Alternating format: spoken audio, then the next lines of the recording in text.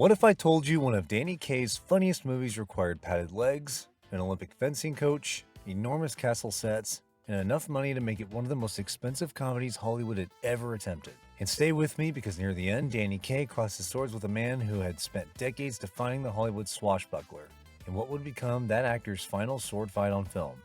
These are 20 weird facts about The Court Jester.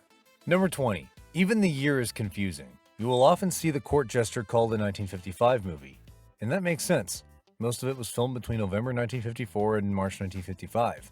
But according to the American Film Institute, the movie opened in New York in February 1956, with general release following in March. If you have always called it a 1955 film, you are definitely not alone.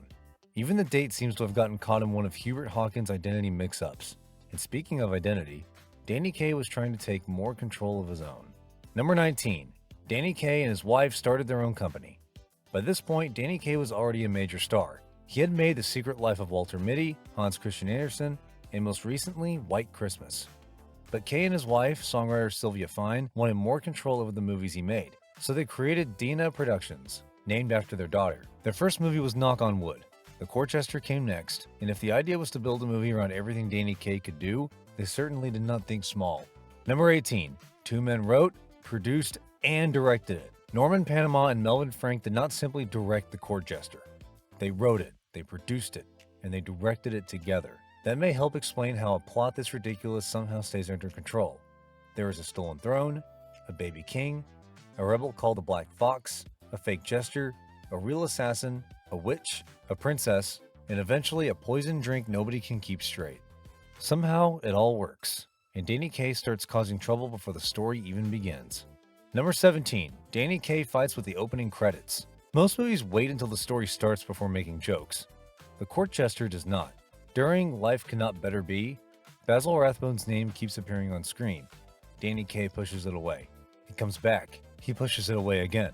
AFI actually notes the gag. It is the perfect warning.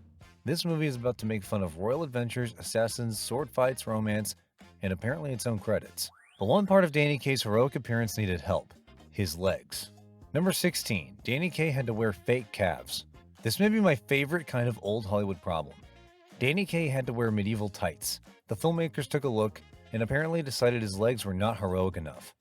So they added padding. AFI calls them leg falsies. Imagine that fitting. You're Danny Kaye, you just made White Christmas, and somebody essentially says, "We have looked at your calves. This will not do." Legendary costume designer Edith Head was involved and reportedly had little sympathy when Kaye complained. Problem solved. One heroic leg at a time. Number 15. Angela Lansbury was finally allowed to look her age. Angela Lansbury was about 30 years old when The Court Jester reached theaters, but Hollywood had already developed a habit of casting her older than she actually was. So Princess Gwendolyn gave Lansbury a chance to be young, glamorous, romantic, and wonderfully dramatic. Gwendolyn falls for Hawkins with absolute certainty. Hawkins has absolutely no idea what is happening, and while Lansbury gets to play the princess, Glynis Johns gets to be the capable one. Number 14. Glynis Johns is more capable than the hero. Glynis Johns plays Maid Jean, but Maid seriously undersells her. Jean is actually a captain in the Black Fox's forces. She knows the plan, she handles danger, and much of the time, she is far more competent than Hubert Hawkins. Hawkins can panic because Jean does not. Johns also nearly ran into trouble when filming began conflicting with her next British movie. Arrangements were eventually made, which was fortunate, because The Court Jester was becoming a much bigger production than anyone planned. Number 13. John Carradine is the real Giacomo. Hawkins thinks he has found the perfect disguise. He will impersonate Giacomo, the famous jester, except Giacomo is also an assassin, and the real Giacomo is played by John Carradine.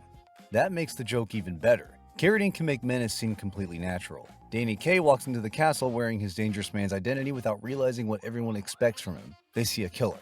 Hawkins would very much like to go home. The wrong man, the wrong identity, at exactly the wrong time. Number 12. Sylvia Fine was one of Danny Kaye's secret weapons. Sylvia Fine was not simply Danny Kaye's wife. She understood exactly how to write for him. Rapid language, strange rhythms, musical comedy, tongue-twisting combinations of words that become funnier the faster Kaye delivered them. For The Court Jester, Fine worked with Sammy Kahn on several songs and wrote the maladjusted jester herself. Kaye had an extraordinary ability to perform this material. Fine knew how to create it, and apparently they created more than the movie could use. Number 11. Two songs disappeared. According to AFI, 2 additional songs were approved for the film but never appeared in the released picture: Pass the Basket and Where Walks My True Love. It is one of those wonderful production details that reminds you how much work goes into a movie that audiences never see. Songs get written, material gets approved, and somewhere along the way, gone. But Paramount was certainly not cutting corners on the sets. Number 10. 2 castle sets cost more than $200,000. Look closely at the castle. It does not look like a cheap comedy set, because it wasn't. AFI reports that the castle interior and courtyard occupied separate Paramount sound stages and together cost more than $200,000. The film was also made in Technicolor and VistaVision. So the Court Jester actually looks like the grand medieval adventures it is parodying. Big rooms, rich costumes, crowds, banners, sword fights. Paramount built Danny Kaye a proper swashbuckler, then let him loose inside it. Number 9. A 48-day shoot became 76 days. The original plan called for 48 shooting days. The movie eventually required 76. There were also rehearsal days and second unit filming. Production stopped, started again, continued into March, then reopened yet again for additional work. Even the cinematographer changed early in filming. For a comedy that moves like clockwork, making it sound surprisingly complicated. And all those extra days had one predictable result: the budget kept climbing. Number 8. It became one of Hollywood's most expensive comedies. The original budget was around $2.5 million. Eventually, the cost climbed above $3.7 million, with TCM commonly rounding it up to about $4 million. AFI cites a contemporary Life article describing The Court Jester as the most expensive film comedy yet made. $4 million. For a movie with a baby king, a witch, fake calves, and a man desperately trying to remember which drinking cup contains poison. But all that money helps the joke. Everything around Hawkins looks magnificent. The only thing slightly underqualified is Hawkins. Number 7. The vessel with the pestle follow Kaye for life.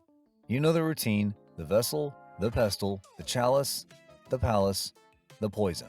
And just when Hawkins thinks he finally has it straight, the instructions change. That is why the scene works.